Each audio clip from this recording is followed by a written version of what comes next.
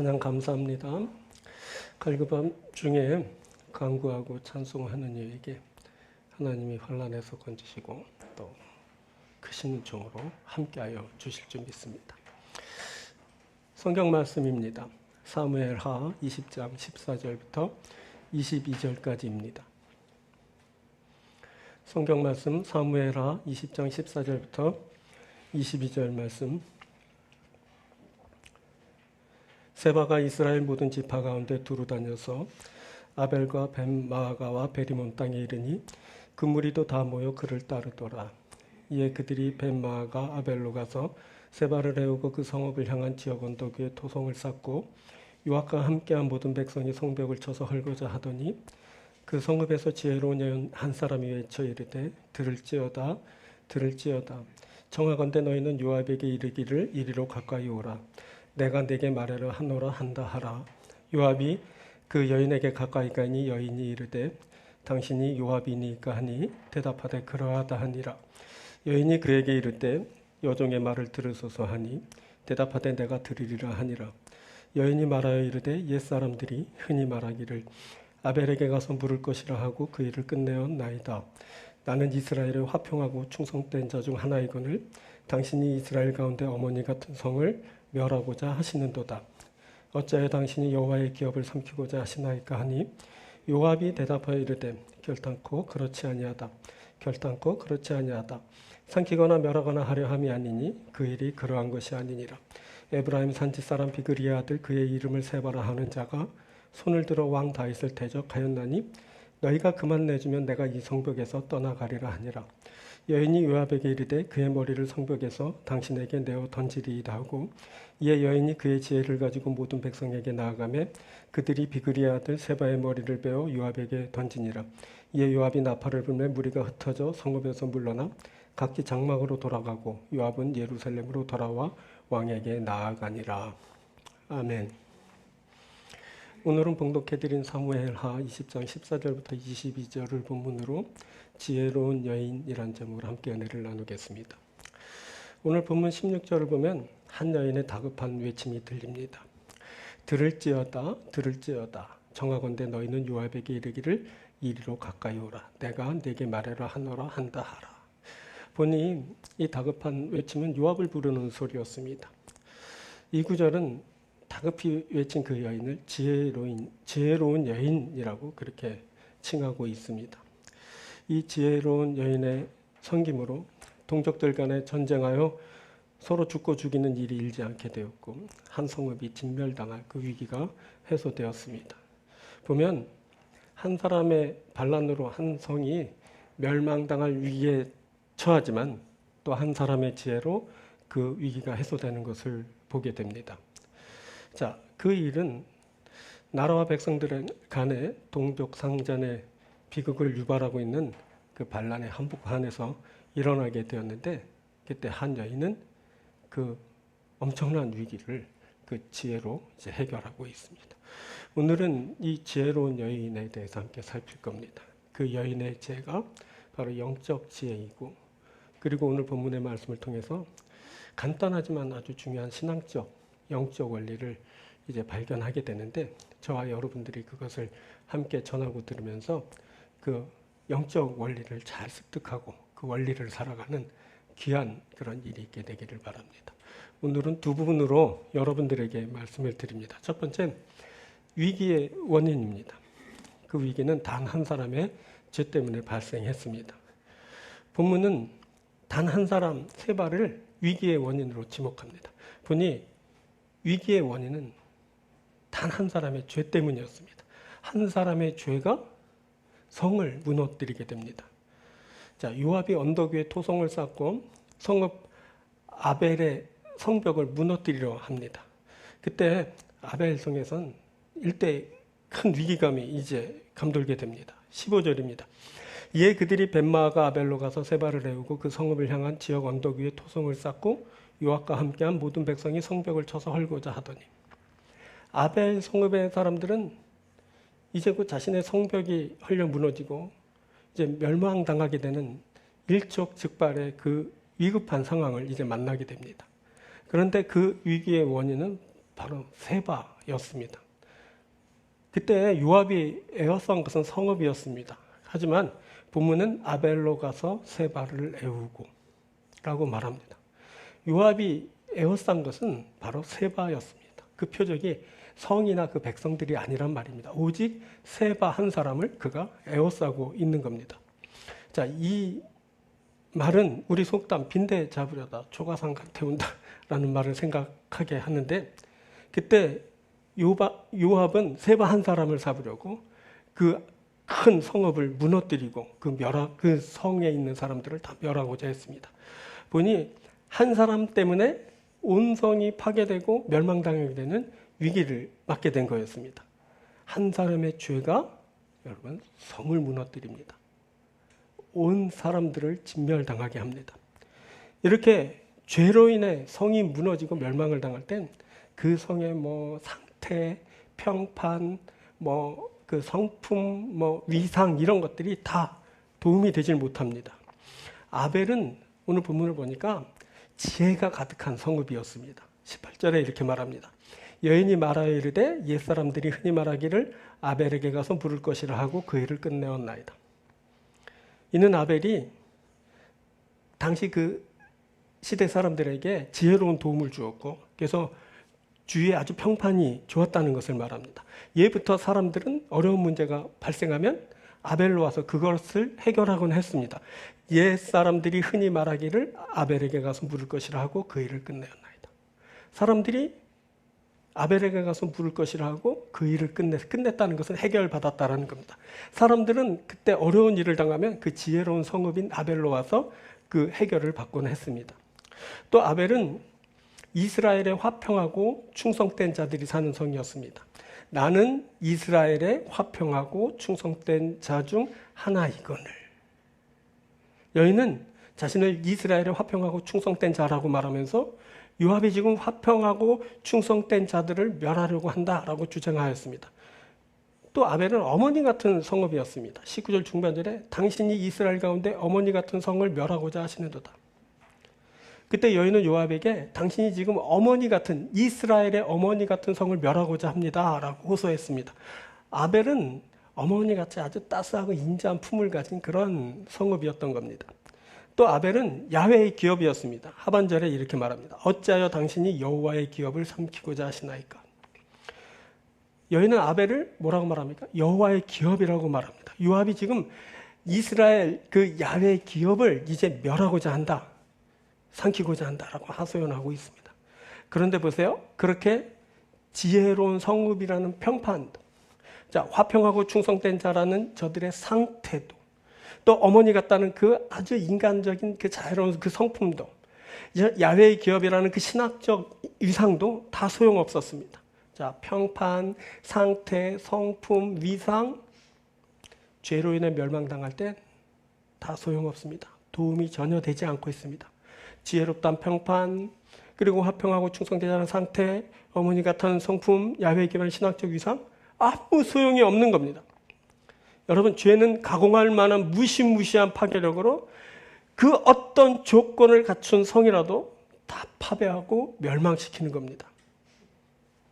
그때 아벨은 죄인 한 사람 세바를 받아들이면서 그 성읍 전체가 멸망당할 위기를 맞게 되었습니다.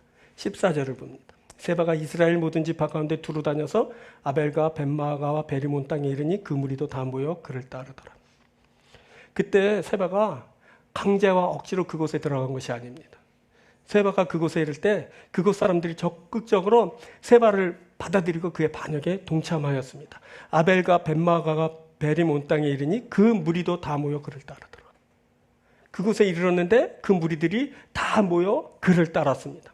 그 무리, 즉 아벨 성읍의 사람들도 다 모여서 세바를 추종한 겁니다. 이렇게 반역자 세바를 받아들이고 그를 따르면서 성읍 아벨은 그 좋은 평판과 상태와 성품과 그 위대한 그 위상에도 불구하고 멸망당할 위기에 처하게 된 겁니다. 여러분, 이렇게 한 사람의 죄악됨이 온 성읍을 멸망시킵니다. 한 사람이 온 세상에 위기를 몰고 옵니다.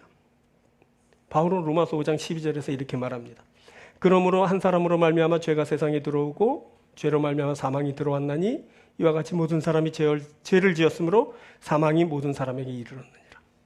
한 사람으로 말미암아 죄가 들어오고 그 죄로 말미암아 사망이 모든 사람에게 이르게 되었습니다. 자, 지혜롭다, 지혜롭게 행했다라는 것에 업적이 될 수 있지만 그 업적도, 그래서 업적이 돼서 주의 평판이 좋았는데 그 평판도, 그리고 평화롭고 충성되다라는 저들의 그 상태도, 어머니같이 따스한 성품을 갖추었어도, 야훼의 기업이라는 그 신앙적 위상을 가졌어도 다 소용없습니다. 여러분 혹시 이러한 조건을 갖추었다고 내가 구원을 받을 거라고 착각하지 마십시오. 다 소용없게 됩니다. 죄를 품으면 그냥 멸망당하게 되는 겁니다. 죄를 품으면 아무리 큰 위상을 갖추고 뭐 성품을 갖추고 뭐 평가가 좋고 뭐 인자한 성품과 인격을 갖추고 다 소용없게 됩니다. 그냥 죄는 멸망을 가져올 뿐입니다. 죄 때문에 온 세상이, 모든 사람이 사망에 이릅니다. 보십시오. 한 사람 때문에 지혜롭고 충성된 성읍이, 어머니 같은 성이, 그 야훼의 기업이 순간 무너져 내릴 그 위기를 만났습니다.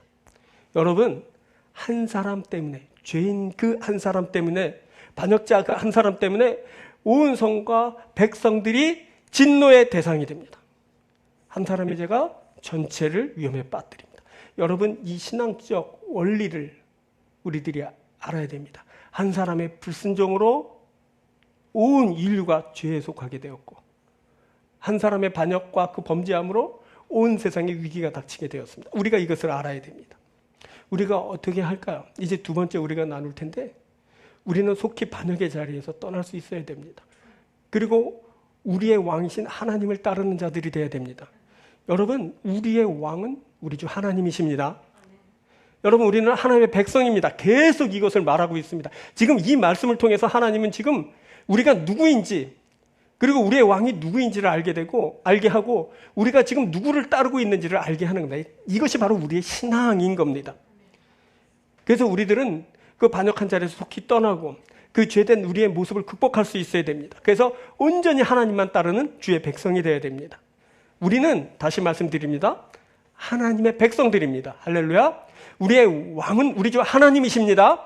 우리는 하나님만 왕으로 섬기고 따릅니다. 그래서 우리들이 왕이신 하나님 나라가 가져오는 그 나라와 그 기업을 얻고 그의 백성으로 그와 함께 영원히 살게 될 겁니다. 이 귀한 축복을 받는 여러분들이 되길 주의 이름으로 축원드립니다. 자, 두 번째는 구원의 방법입니다. 그럼 어떻게 우리들이 구원을 받을 수 있을까요? 그 원리는 뭐냐면 내어줌입니다. 내어줌. 자, 한 사람의 죄로 온 세상에 위기가 임했습니다. 멸망당할 처지에 놓이게 됩니다. 그런데 한 사람의 희생으로 온 세상이 구원을 받습니다. 이것이 바로 성경에서 말하는 그 영적 구원의 원리입니다. 우리 신앙의 원리인 겁니다. 자, 여인이 그 지혜가 가득한 성읍을, 그 이스라엘의 화평하고 충성된 자를, 어머니 같은 성을, 야훼의 기업을 멸하고자 한다고 호소하자 요압이 이렇게 대답했습니다. 자, 본문 21절입니다. 그 일이 그러한 것이 아니니라. 에브라임 산지 사람 비그리의 아들 그의 이름을 세바라 하는 자가 손을 들어 왕 다윗을 대적하였나니 너희가 그만 내주면 내가 이 성벽에서 떠나가리라 하니라. 너희가 그만 내주면 내가 이 성벽에서 떠나가리라. 요압은 여인에게 뭐라고 말하냐면, 왕 다윗의 대적자, 그 반역자 세바만 내주면 우리가 이 세상에서 떠날 거야 라고 이렇게 말했습니다. 여러분, 바로 이것이 구원의 방법이고 바로 구원의 조건입니다. 죄, 그리고 그 죄를 범한 그 한 사람만 내주면 됩니다.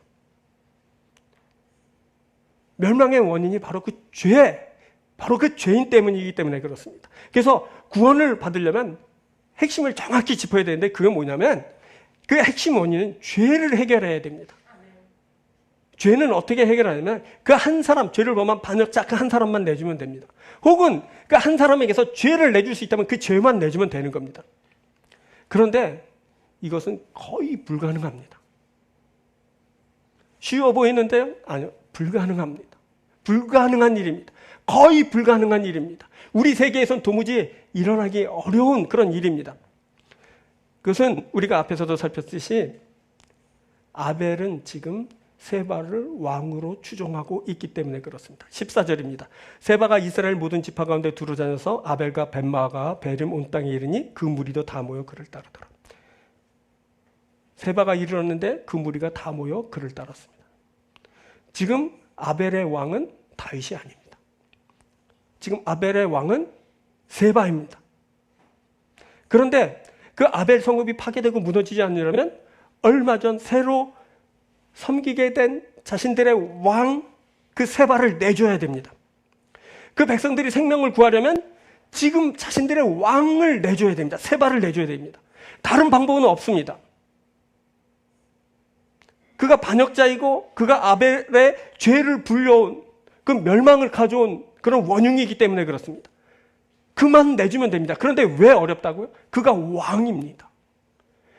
그것도 지금 자신들의 왕으로 삼은 그 사람을 내줘야 되는 겁니다.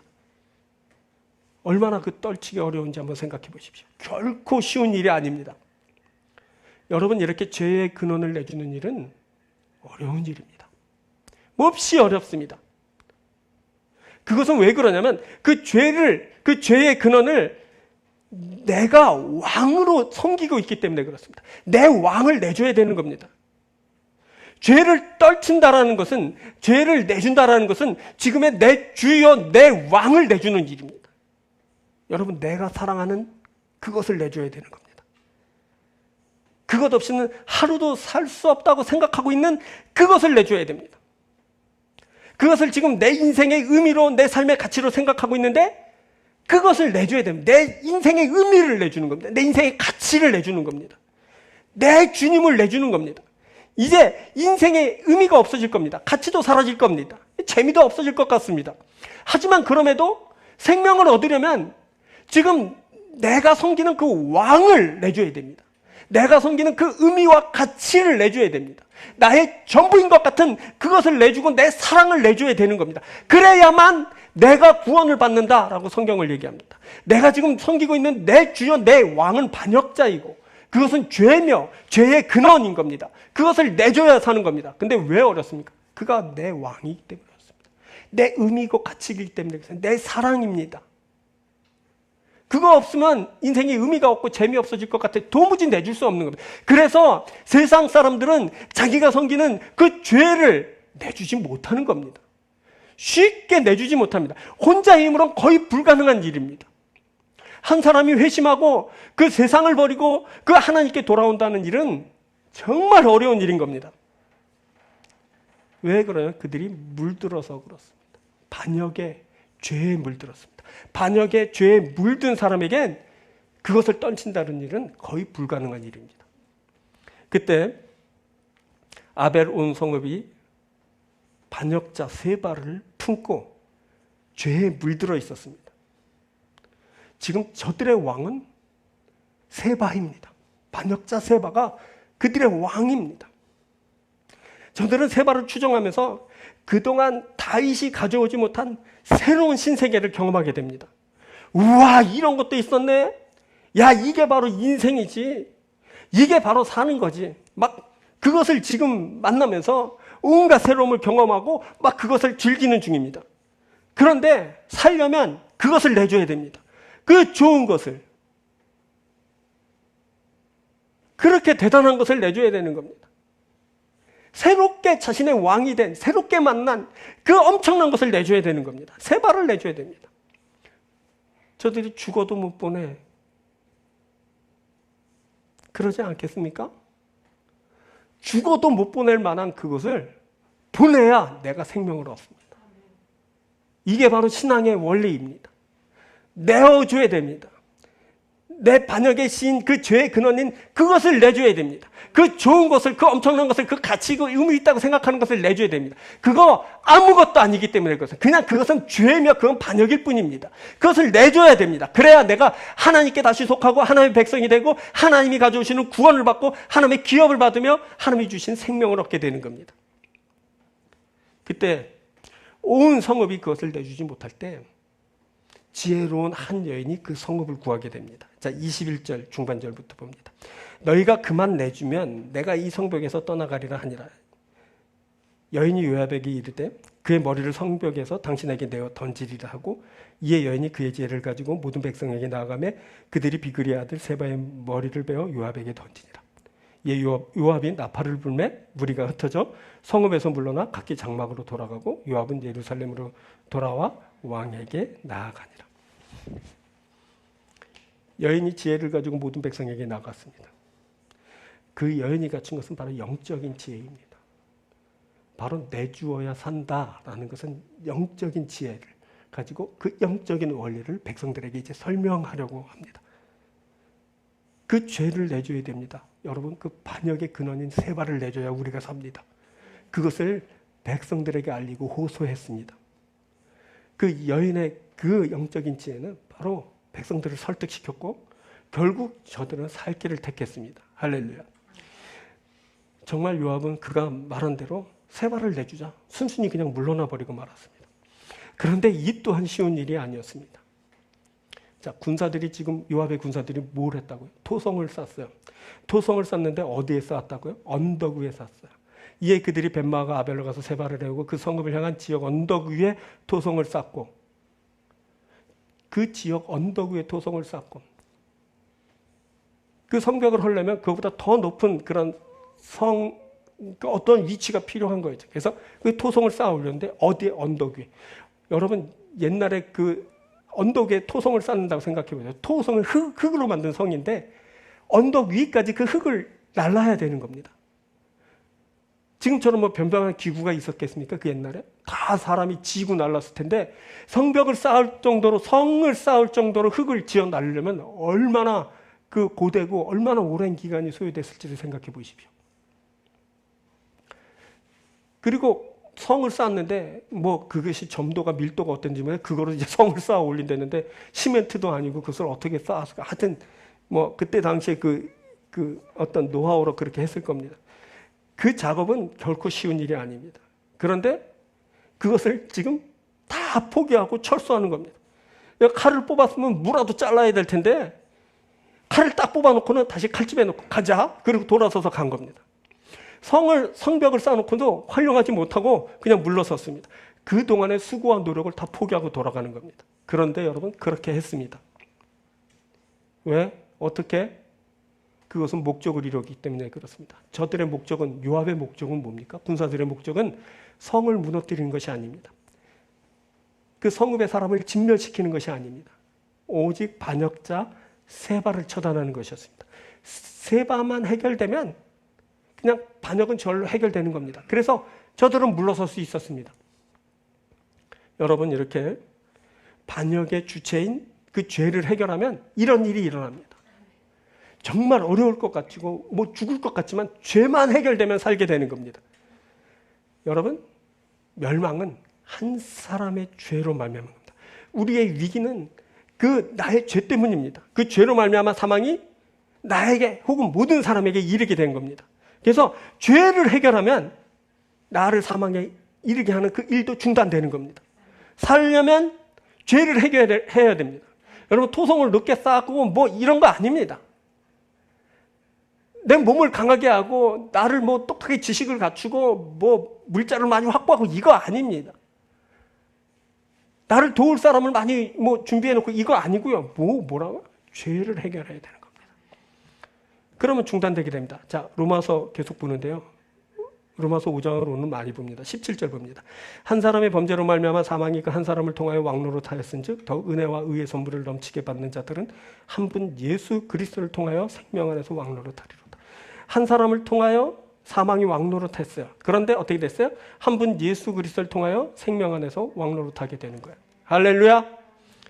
한 사람의 범죄로 말미암아 사망이 이 세상에 왕노릇하지만 한 분 예수 그리스도를 통해서 이 세상에 생명이 왕노릇하게 되는 거예요. 우리 안에 생명이 왕노릇하게 되는 겁니다.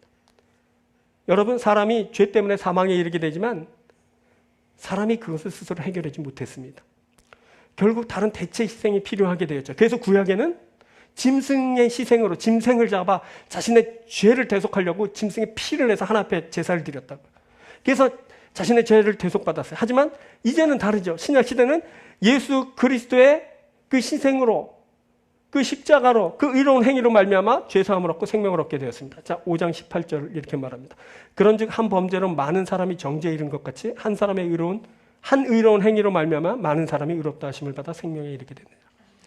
한 범죄로 많은 사람이 정죄를 받게 됐어요. 그런데 한 의로운 행위로 말미암아 많은 사람이 의롭다 하심을 얻고 생명에 이르게 됐어요. 여기서 한 의로운 행위는 뭐냐면 바로 예수 그리스도의 십자가를 지시는 것이었어요. 예수 그리스도의 십자가 때문에 십자가 지시는 그 사건을 통해서 많은 사람이 의롭다 하심을 받고 생명에 이르게 됐어요. 사람은 도무지 자신의 죄를 해결하지 못해요. 내주는 일이 아까 어렵다 그랬죠. 어렵다고만 얘기했나 제가? 거의 불가능하다 그랬죠. 보니까 거의도 빼야 될 거예요. 불가능한 거예요. 자신의 죄를 해결한다는 건 어려운 거예요. 이미 죄에 물들었어요. 아주 뼛속까지 죄인이에요. 그냥 내 피가 죄예요. 그냥 내 자체가 죄예요. 그래서 죄를 떨치기가 얼마나 어려운지 몰라요. 그거는 안 되는 일이죠. 그래서 어떤 희생이 필요하고 내어주는 일이 피내는 일이 히브리서는 피내는 일이 필요한데 그걸 통해서만 내가 대속을 받고 구원을 받아요. 근데 그 일이 쉽지 않죠. 근데 예수 그리스도를 보내주셨어요, 하나님이. 그래서 그분의 의로운 행위로 말미암아 그 십자가 지심으로 말미암아 우리의 죄를 완전히 사해 주신 거예요. 단 한 사람 예수의 순종하심으로 그가 친히 제물이 되어 주심으로 많은 사람이 의롭게 되어 온전한 구원의 역사를 이루게 돼요. 바로 이게 신앙의 원리인 거예요. 아주 간단하지만 아주 중요한 그런 신학적 원리예요. 영적 원리예요. 오늘 이 구약의 이 지혜로운 여인의 말씀을 통해서 오늘 우리에게 하나님께서 이것을 알게 하시는 거예요. 여러분 다시 말씀드려요. 우리가 누구라고요? 우리는 하나님의 사람들이야. 우리의 왕은 하나님이시고 우리는 그분의 백성이에요. 그런데 우리가 살다가 세바를 받아들였고 세바에 물들어서 지금 죄 때문에 죽을 위치에 놓여 있어요. 어떻게 해야 되냐면 그것을 다시 떨치고 이겨내는데 도무지 우리 힘으로는 잘 되질 않아요. 세바를 놓는다는 일은 불가능한 거야. 그 좋은 것을, 그 의미 있고 가치 있는 것을, 그 재미있는 것을, 그 짜릿하고 그 흥분되는 것을 다 놔야 되는 거야. 이거 없으면 의미 없고 가치 없고 재미 없고 무슨 맛에 살아야 뭐 어떻게 앞으로 살 거야 하는 그것을 놔야 돼요. 근데 놓지 못하겠는 거야. 도무지 힘든 거야. 적당히 놓고 부분적으로 놓고 그러면서 사람들이 여전히 세바와 버타면서 반역해서 죽음으로 지금 나아가고 있다고. 근데 우리가 생명을 얻으려면 어떻게 해야 돼요? 완전히 놔야 되는 거야. 세바를 완전히 내줘야 되는 거야. 반역을 완전히 떨쳐야 되는 거야. 죄된 것을 완전히 물리쳐야 되는 거야. 근데 그 불가능한 일이 완전한 가능으로 우리에게 다가왔죠. 그건 바로 뭐냐면 예수 그리스도예요. 그래서 우리는 우리의 그 자발적인 자의적인 그 자력적인 그런 힘과 그 어떤 것으로 구원을 받지 못한다고 하는 거예요. 오직 외부로부터 나에게 주어지는, 다시 말해서 뭐냐, 하나님으로부터 예수를 통해서 우리 가운데 오는 그 은혜로 말미암아 우리들이 구원을 받게 된다. 성경은 그렇게 말하는 겁니다. 사랑하는 여러분, 저와 여러분들은 하나님의 사람들입니다. 할렐루야. 우리들은 왕이신 하나님을 섬깁니다. 근데 우리가 살다가 죄에 물들고 세바를 받아들이고 뭐 이렇게 저렇게 죽음으로 나아갈지라도 결코 실망하지 마십시오. 예수 그리스도가 우리 가운데 오셨고 그분이 십자가를 지셨고 우리에게 그분이 보혈을 흘리셨고 우리의 죄를 대속하여 주셨습니다. 그를 영접하고 그와 함께 하게 되면 세바가 떠나고 완전히 우리가 다시 하나님의 사람으로 거듭나서 구원의 백성, 생명을 얻는 귀한 사람들이 될 줄 믿습니다. 사랑하는 여러분, 죄를 내주십시오. 세바를 내주십시오. 반역을 극복하십시오. 죄를 이기십시오. 그래서 하나님의 백성이 되고 하나님이 가져다 주시는 생명을 얻고 그의 백성으로 그의 기업을 얻고 영원히 사는 여러분들이 되기를 주의 이름으로 축원드립니다. 말씀을 맺겠습니다. 보니까 이 일, 생명을 구하는 일은, 구원받는 일은 세상의 힘의 논리로 이루어지는 것이 아닙니다. 그때 아벨 성읍의 구원은 군사력으로 이루어지지 않았습니다. 토성을 쌓아서 어떻게 할 줄 알았지만 그것으로 이루어진 것이 아니에요. 만약에 군사력으로 그 세바를 죽였다면 성읍 또한 다 파괴되고 거기에 사는 사람들 동안 완전히 질명당해서 죽음을 당했을 겁니다. 그런데 그들이 살 수 있었던 것은 바로 한 여인의 그 영적 지혜로 말미암은 건데 죄만 내주는 것이었습니다. 이 영적인 원리를 알게 되길 바랍니다. 하나님은 우리를 구원하시길 기뻐합니다. 우리와 영원히 함께 하시기를 하나님이 간절히 원합니다. 그래서 하나님은 예수 그리스도를 우리에게 주신 겁니다. 그분을 내어주신 겁니다.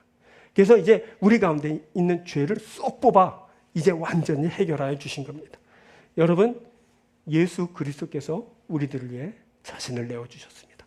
그 십자가와 그분의 죽으심이 우리를 구원에 이르게 합니다. 그분이 친히 희생제물이 되셔서 우리를 구속하셨습니다. 할렐루야. 이것을 우리가 어떻게 되냐면 우리가 이것을 큰 소리로 외쳐야 됩니다. 그때 여인이 소리 높이 외쳐 요압을 불렀고 백성에게 나아가선 영적 지혜로 외침으로 그 성을 구원했습니다. 그 전에는 요압의 청년이 큰 소리로 외쳐 그 중단자의 위기를 맞았던 그 반역을 제거하는 일을 지속하게 하였습니다. 반역이 그래서 진압되게 되었고 왕권을 굳건하게 세워갈 수 있었습니다. 이제 우리가 이것을 큰 소리로 세상에 외치는 겁니다. 여러분, 오늘 드는 그 신앙적 원리, 영적 원리를 여러분 세상에 나가서 요압의 청년처럼 이 지혜로운 여인처럼 큰 소리로 외쳐야 되는 겁니다. 하나님이 여러분을 사랑하십니다. 그래서 예수 그리스도를 내어주셨습니다. 그 일로 저와 여러분들이 구원을 받고 생명을 얻게 됐습니다. 이제 우리가 하나님의 백성이고 하나님 나라를 받고 기업을 받고 우리가 그와 함께 영원히 살게 될 겁니다. 이 아주 간단하고 단순한 너무나 쉬운 이 신앙적인 원리를 사랑하는 여러분, 그 옛날의 요압의 청년처럼 그 여인처럼 나가 외칠 수 있게 되길 바랍니다. 이제 큰 소리를 우리가 외칠 겁니다. 로마서 5장 21절 이렇게 말합니다. 이는 죄가 사망 안에서 왕노릇한 것 같이 은혜도 또한 의로 말미암아 왕노릇하여 우리 주 예수 그리스도 말미암아 영생에 이르게 하려 함이라. 이것을 외치는 겁니다. 이는 죄가 사망 안에서 왕노릇한 것 같이 은혜도 또한 의로 말미암아 왕노릇하여 우리 주 예수 그리스도를 말미암아 영생에 이르게 하려 함이라. 이 복음을 사랑하는 여러분들이 나가서 외칠 수 있게 되길 바랍니다. 그래서 우리와 함께 많은 사람들이 하나님 나라가 되고 기업이 되고 백성이 되고 그리고 하나님과 함께 영생을 누리게 되는 복된 일이 일어나길 바랍니다. 기도하겠습니다.